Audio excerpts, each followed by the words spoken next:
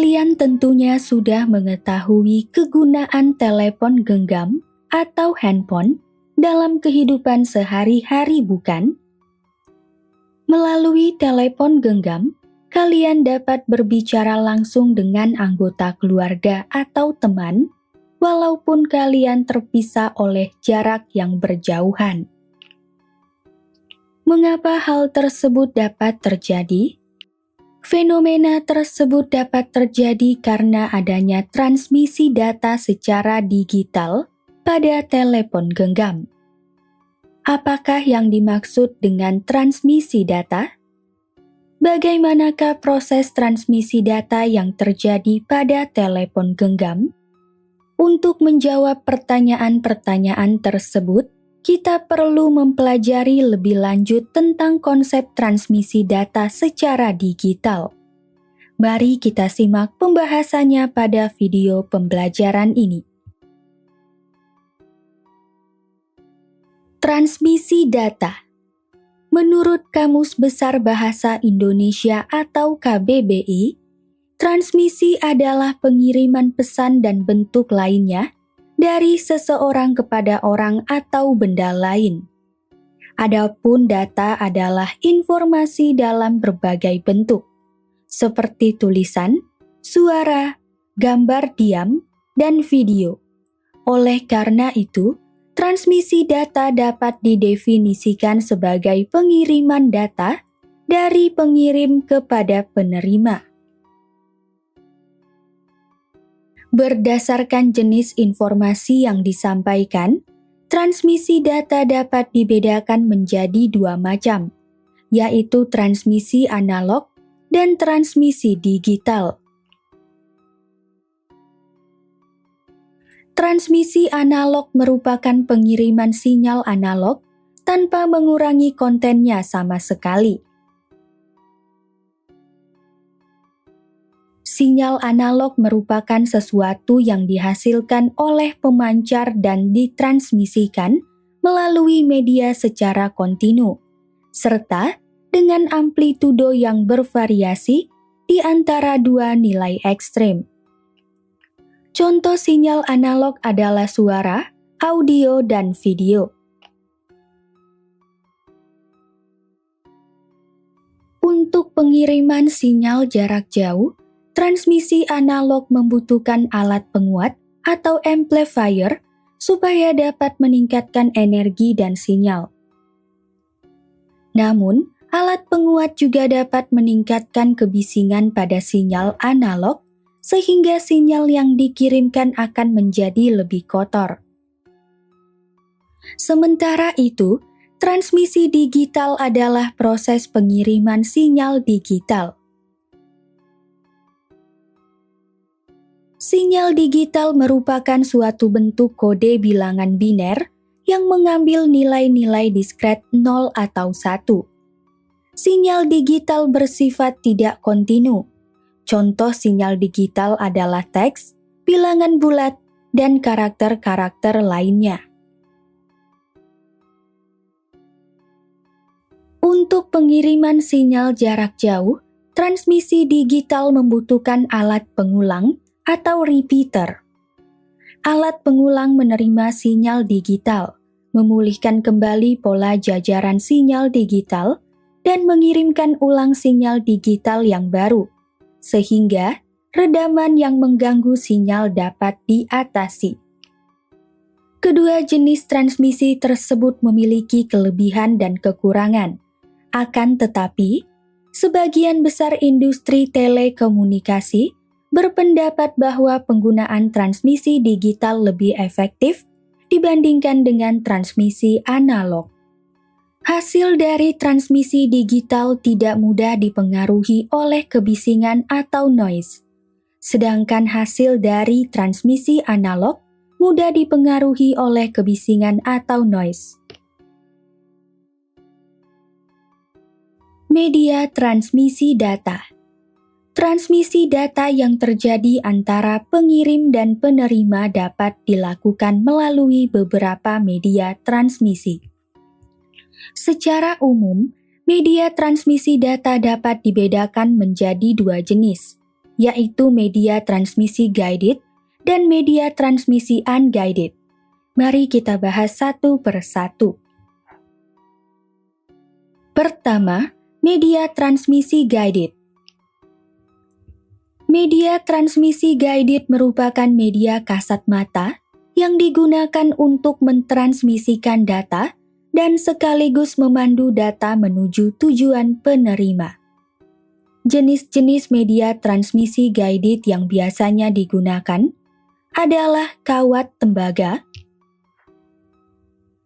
kabel pasangan terpilin atau twisted pair, kabel koaksial, dan kabel serat optik.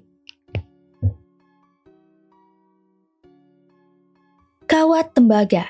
Pada zaman jaringan telepon pertama kali dibangun, kawat tembaga digunakan untuk mentransmisikan sinyal listrik yang dikirimkan dari satu telepon ke pertukaran lokal. Kawat tembaga biasanya ditegangkan dari satu tiang ke tiang yang lain di sepanjang jalan. Kawat-kawat tembaga menghantarkan arus listrik yang tidak konstan, sehingga medan magnetik yang dihasilkan kawat-kawat juga akan berubah-ubah. Kawat di dekatnya akan dipengaruhi oleh medan magnetik, sehingga menghasilkan gangguan dalam panggilan yang dibawa oleh kawat di dekatnya. Dalam praktiknya, seseorang dapat mendengar percakapan saluran lain selama menelpon. Oleh karena itu, kawat-kawat biasanya dipisahkan sejauh mungkin agar dapat mengurangi pengaruh gangguan dari satu kawat ke kawat lainnya. Kabel pasangan terpilin atau twisted pair. Kabel pasangan terpilin terdiri atas dua kawat tembaga terselubung yang dipilin sedemikian rupa, sehingga menyerupai pola spiral yang keduanya kemudian disisipkan ke dalam sebuah sampul berisolasi. Pilinan tersebut menyebabkan arus listrik dalam kedua kawat saling berlawanan arah, sehingga dapat mengurangi resultan medan magnetiknya. Artinya, kawat terpilin dapat mengurangi kebocoran fluks magnetik sehingga sinyal yang tak diinginkan dari hasil induksi elektromagnetik dapat ditekan seminimal mungkin. Kelemahan dari kabel pasangan terpilin adalah pelemahan sinyal secara signifikan yang dapat terjadi pada jarak rata-rata dalam orde 5 km. Sehingga diperlukan perangkat penguat sinyal dalam jarak rata-rata dalam orde 5 km. Kabel koaksial. Kabel koaksial terdiri atas dua buah konduktor tembaga, yaitu konduktor inti dan konduktor luar. Konduktor inti berada di pusat dan ditutupi oleh isolator dalam. Sementara itu, konduktor tembaga luar yang berbentuk anyaman dililitkan mengitari isolator dalam dan ditutupi oleh isolator luar. Konduktor inti dan konduktor luar memiliki sumbu yang sama yang diberi sebutan koaksial.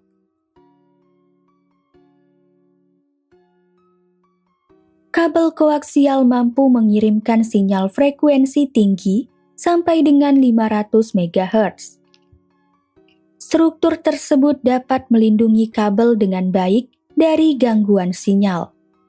Kabel koaksial biasanya digunakan untuk membawa sinyal TV kabel ke pemakai-pemakainya. Kabel serat optik. Kabel serat optik adalah kabel yang menggunakan media cahaya untuk mengantarkan data. Kabel serat optik terdiri atas inti yang terbuat dari kaca tipis berkualitas tinggi dengan indeks bias besar dan dilapisi oleh lapisan kaca sangat tipis atau cladding dengan indeks bias sedikit lebih kecil. Berkas cahaya yang masuk ke salah satu ujung serat optik akan menumbuk bidang batas antara kedua medium lapisan kaca, sehingga berkas cahaya akan dibiaskan menjauhi garis normal. Jika sudut datang berkas cahaya yang masuk mengenai bidang batas inti kaca lapisan kaca, dan sudut datang tersebut dikondisikan lebih besar daripada sudut kritis antara kedua medium kaca, pemantulan sempurna dapat terjadi. Artinya, berkas cahaya akan selalu berada di dalam inti kabel dan tidak akan pernah keluar menembus cladding. Salah satu ujung kabel serat optik berfungsi sebagai jalur masuknya berkas cahaya sebagai sumber data. Sementara itu, pada ujung lainnya dari kabel serat optik, terdapat detektor cahaya yang mendeteksi berkas cahaya dan mengubahnya menjadi sinyal listrik. Sumber cahaya yang digunakan dapat berupa LED atau light emitting diode atau laser. Sedangkan detektor cahaya dapat berupa fotodiode atau fototransistor yang berfungsi mengubah berkas cahaya menjadi sinyal listrik. Perhatikan ilustrasi berikut.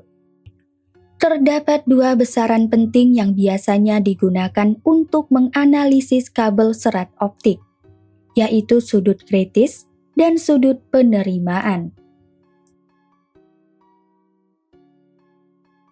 Sudut kritis adalah sudut yang dapat menghasilkan sudut bias sebesar 90 derajat, sehingga berkas cahaya akan selalu berada di dalam inti kabel. Secara matematis, sudut kritis pada kabel serat optik dapat dinyatakan sebagai berikut. Sinus theta C sama dengan N2 dibagi N1, yang dinyatakan sebagai persamaan 1. Variabel theta C adalah sudut kritis pada kabel serat optik dalam satuan derajat. N1 adalah indeks bias inti kaca, dan N2 adalah indeks bias lapisan kaca atau cladding. Selain itu, sudut penerimaan adalah sudut datang maksimum dari medium di luar serat optik menuju inti serat optik yang akan menghasilkan pemantulan sempurna dalam inti sepanjang kabel, sehingga berkas cahaya selalu berada di dalam inti serat optik. Berkas cahaya datang dari medium di luar serat optik dengan sudut penerimaan tertentu akan menembus bidang batas antara medium luar dan medium di dalam serat optik, sehingga membentuk sudut bias alfa terhadap garis normal. Selanjutnya, berkas cahaya akan mengenai bidang batas antara inti serat optik dan lapisan kaca dengan sudut kritis tertentu, sehingga pemantulan sempurna di dalam serat optik dapat terjadi. Secara matematis, sudut penerimaan pada kabel serat optik dapat dinyatakan sebagai berikut. Sinus A sama dengan akar kuadrat dari dalam kurung N1 kuadrat dikurangi N2 kuadrat yang dinyatakan sebagai persamaan 2. Variabel A adalah sudut penerimaan pada kabel serat optik dalam satuan derajat. N1 adalah indeks bias inti kaca, dan N2 adalah indeks bias lapisan kaca atau cladding. Beberapa keunggulan kabel serat optik sebagai media transmisi dibandingkan dengan media transmisi kabel lainnya adalah ukuran yang lebih kecil dan berat yang lebih ringan, pelemahan sinyal yang lebih rendah, serta kabel serat optik terisolasi terhadap elektromagnetik, sehingga tidak akan mendapatkan gangguan dari elektromagnetik eksternal. Kedua, media transmisi unguided. Media transmisi unguided merupakan media tidak kasat mata yang digunakan untuk mentransmisikan data. tetapi tidak berfungsi sekaligus sebagai pemandu data menuju tujuan penerima. Media transmisi unguided tidak menggunakan kabel-kabel seperti pada media transmisi guided. Sinyal nirkabel dipancarkan oleh antena pemancar, lalu disebarkan ke udara dan diterima serta diinterpretasikan oleh antena penerima. Ketika antena pemancar dihubungkan ke rangkaian listrik peralatan nirkabel, rangkaian listrik tersebut akan mengonversi sinyal digital ke sinyal nirkabel dan menyebarkan ke seluruh penjuru dunia dalam jangkauan frekuensi tertentu. Antena penerima di ujung lain akan menerima sinyal-sinyal nirkabel dan mengonversinya kembali ke sinyal digital. Oleh karena itu, pada transmisi tanpa kabel, sinyal dari antena pemancar dibawa dalam bentuk gelombang elektromagnetik dan disebar ke udara untuk sampai ke antena penerima. Beberapa contoh jenis media transmisi unguided yang digunakan untuk transmisi data adalah gelombang radio, gelombang mikro, dan gelombang inframerah. Gelombang radio. Gelombang radio adalah gelombang elektromagnetik yang merambat dengan kecepatan cahaya, yaitu 3 dikali 10 pangkat 8 meter per second. Gelombang radio dihasilkan oleh muatan-muatan listrik pada kawat penghantar yang menimbulkan arus bolak-balik pada kawat. Muatan-muatan tersebut dapat dibangkitkan oleh suatu rangkaian elektronika yang disebut rangkaian osilator. Gelombang radio memiliki rentang frekuensi 10 pangkat 4 sampai 10 pangkat 7 Hz dan digunakan sebagai pembawa informasi dari satu tempat ke tempat lainnya. Gelombang radio banyak dimanfaatkan dalam sistem komunikasi jarak jauh tanpa menggunakan kawat penghantar, seperti pada handphone, televisi, dan radio. Gelombang radio tersebut dipancarkan dari antena pemancar dan diterima oleh antena penerima. Gelombang mikro. Gelombang mikro dapat dihasilkan oleh suatu rangkaian elektronik yang disebut rangkaian osilator. Frekuensi gelombang mikro berada di sekitar 10 pangkat 10 Hz. Salah satu contoh pemanfaatan dari gelombang ini adalah untuk komunikasi radar. Pada pangkalan udara, komunikasi radar digunakan untuk mendeteksi dan memandu pesawat terbang saat mendarat dalam keadaan cuaca buruk. Antena radar memiliki dua fungsi, yaitu memancarkan gelombang mikro dan menerima gelombang mikro. Gelombang mikro dipancarkan secara terarah dalam bentuk pulsa. Ketika pulsa dipancarkan dan mengenai suatu benda, pulsa akan dipantulkan dan diterima oleh antena radar. Informasi yang diterima oleh antena radar dapat ditampilkan pada layar. Gelombang inframerah. Sinar inframerah memiliki rentang frekuensi 10 pangkat 11 sampai 10 pangkat 14 Hz. Sinar inframerah dapat dihasilkan oleh getaran-getaran atom dalam suatu benda. Getaran atom dalam suatu benda akan memancarkan gelombang elektromagnetik pada rentang frekuensi yang khas dalam spektrum gelombang sinar inframerah. Beberapa contoh pemanfaatan gelombang sinar inframerah adalah untuk transfer data pada telepon genggam dan laptop. Transmisi data pada telepon genggam. Selanjutnya, dalam tinjauan teknologi digital, transmisi data secara digital adalah proses transmisi data yang dilakukan dalam sistem digital. Transmisi data dapat dilakukan melalui peralatan yang menggunakan sistem bilangan biner. Salah satu peralatan yang melakukan transmisi data secara digital adalah telepon genggam. Telepon genggam adalah alat yang mempunyai kemampuan untuk melakukan komunikasi secara dua arah. Telepon genggam dapat dibawa kemana-mana tanpa menggunakan kabel. Bagaimanakah proses pengiriman data pada telepon genggam?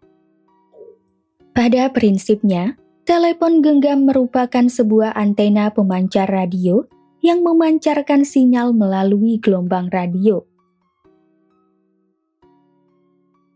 Ketika telepon genggam diaktifkan, serangkaian sinyal akan dipancarkan ke menara operator atau BTS atau Base Transceiver Station terdekat supaya dapat terkoneksi dengan jaringan telekomunikasi.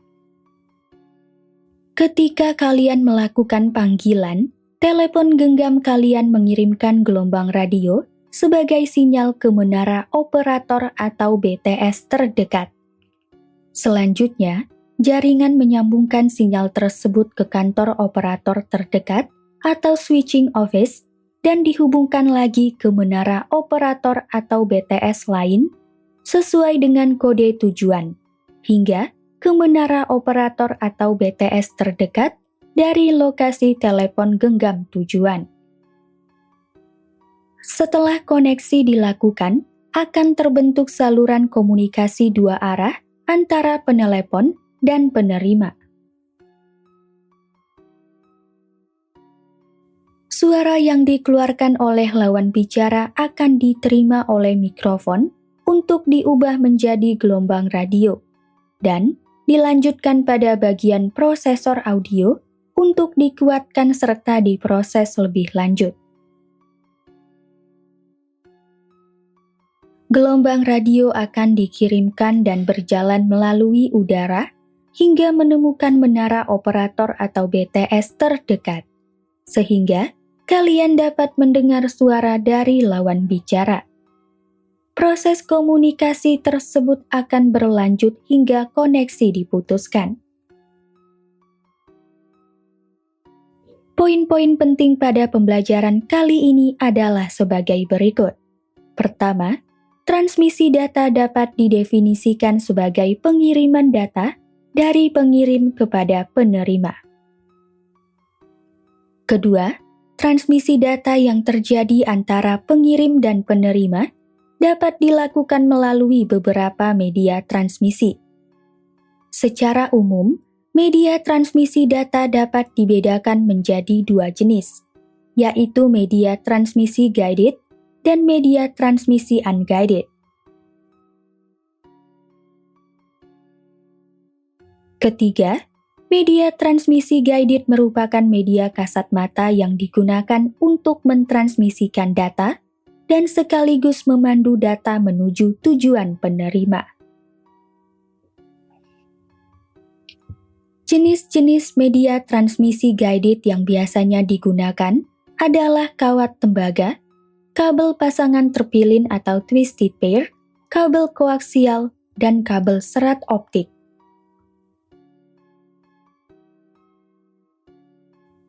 Keempat, media transmisi unguided merupakan media tidak kasat mata yang digunakan untuk mentransmisikan data, tetapi tidak berfungsi sekaligus sebagai pemandu data menuju tujuan penerima. Media transmisi unguided tidak menggunakan kabel-kabel seperti pada media transmisi guided. Beberapa contoh jenis media transmisi unguided yang digunakan untuk transmisi data adalah gelombang radio, gelombang mikro, dan gelombang inframerah.